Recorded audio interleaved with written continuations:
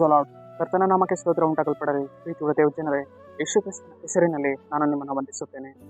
ಆದಿಕಾಂಡ 33ನೇ ಅಧ್ಯಾಯ 11ನೇ ವಚನದಲ್ಲಿ ವಾಕ್ಯ ಈ ರೀತಿಯಾಗಿ ಬರೆಯಲ್ಪಟ್ಟಿದೆ. ದೇವರು ನನಗೆ ಕೃಪೆಯನ್ನು ಮಾಡಿದ್ದರಿಂದ ನನಗೆ ಸಮೃದ್ಧಿ ಉಂಟು ಎಂದು ವಚನ ಬರೆಯಲ್ಪಟ್ಟಿದೆ.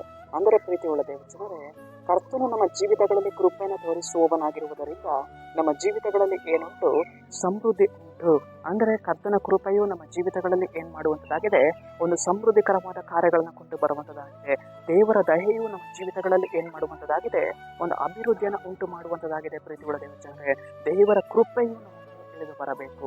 ಕರ್ತನ ದಯೆಯು ನಮ್ಮ ಮೇಲೆ ಹೇರಳವಾಗಿ ಇಳಿದು ಬರಬೇಕು. ನಾವು ಪ್ರಾರ್ಥಿಸಬೇಕು.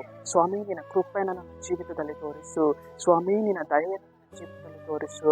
ಆಗ ನಾನೊಂದು ಸಮೃದ್ಧಿಯಾಗಿ ನಡೆದು ಹೋಗ್ತೇನೆ. ನನ್ನ ಜೀವಿತದಲ್ಲಿ ಒಂದು ಅಭಿವೃದ್ಧಿಯನ್ನು ಕಾಣ್ತೇನೆ ದೇವರೇ ಎಂದು ಹೇಳುವಾಗ, ಹಾಗೆ ನಾವು ಪ್ರಾರ್ಥಿಸುವಾಗ ಕರ್ತನ ಕೃಪೆಯು ನಮ್ಮ ಮೇಲೆ ಹೇರಳವಾಗಿ ಇಳಿದು ಬರುವಂಥದ್ದಾಗಿದೆ. ದೇವರ ಹಸ್ತ ನಮ್ಮ ಮೇಲೆ ಹೇರಳವಾಗಿ ಇಳಿದು ಬರುವಂಥದ್ದಾಗಿದೆ. ಯಾವಾಗ ದೇವರ ಕೃಪೆಯು ನಮ್ಮ ಜೀವಿತಗಳಲ್ಲಿ ಇಳಿದು ಬರುವಂಥದ್ದಾಗಿದೆಯೋ ಆಗ ನಾವು ಒಂದು ಸಮೃದ್ಧಿಯನ್ನು ಕಾಣ್ತೇವೆ. ಆಗ ನಾವು ಒಂದು ಅಭಿವೃದ್ಧಿಯನ್ನು ಕಾಣ್ತೇವೆ. ನಮ್ಮ ಕೆಲಸಗಳಲ್ಲಿ ಒಂದು ಸೋಲಲ್ಲಿ ನಡೆದು ಹೋಗ್ತಾ ಇರ್ತೇವೆ. ನಮ್ಮ ಜೀವಿತಗಳಲ್ಲಿ ಒಂದು ಸೋಲನ್ನು ಕಾಣ್ತಾ ಇರ್ತೇವೆ. ಅವ ಎಲ್ಲ ಸಮಯಗಳಲ್ಲಿ ನಾವು ಪ್ರಾರ್ಥಿಸಬೇಕು. ಸ್ವಾಮಿ, ಕೃಪೆಯನ್ನು ಸುರಿಸು ದೇವರೇ, ನಿನ್ನ ದಯೆಯನ್ನು ಸುರಿಸು ದೇವರೇ ಎಂದು ಪ್ರಾರ್ಥಿಸುವಾಗ ಕರ್ತನ ಕೃಪೆಯು ನಮ್ಮ ಮೇಲೆ ಇಳಿದು ಬರುವಾಗ ನಮ್ಮ ಜೀವಿತಗಳಲ್ಲಿ, ನಮ್ಮ ಕಾರ್ಯಗಳಲ್ಲಿ, ನಮ್ಮ ಕೆಲಸಗಳಲ್ಲಿ ಒಂದು ಸಮೃದ್ಧಿ ಉಂಟಾಗಲ್ಪಡ್ತದೆ. ಸರಿ, ನಾವು ಪ್ರಾರ್ಥಿಸಿಕೊಳ್ಳೋಣ.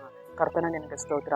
ಈ ಮುಂಜಾನೆ ವೇಳೆಯಲ್ಲಿ ಕರ್ತನೆ, ಈ ವಾಕ್ಯ ಭಾಗ ಸಂದೇಶವನ್ನು ನೋಡ್ತಾ ಇರುವಂತಹ ಜನಗಳನ್ನು ಸಂಧಿಸು ದೇವರೇ. ನಿನ್ನ ಜನರ ಜೀವಿತದಲ್ಲಿ ಸ್ವಾಮಿ ಕ್ರಿಯೆಯನ್ನು ಮಾಡಿ ನಿನ್ನ ಕೃಪೆಯನ್ನು ಸುರಿಸಿ ಒಂದು ಸಮೃದ್ಧಿಯನ್ನು ಉಂಟು ಮಾಡುವುದಕ್ಕಾಗಿ ಸ್ತೋತ್ರ ಕರ್ತನೆ. ನಜರೇತಿನ ಯೇಸುವಿನ ನಾಮದಲ್ಲಿ ತಂದೆಯಾದ ದೇವರೇ, ಆಮೆನ್.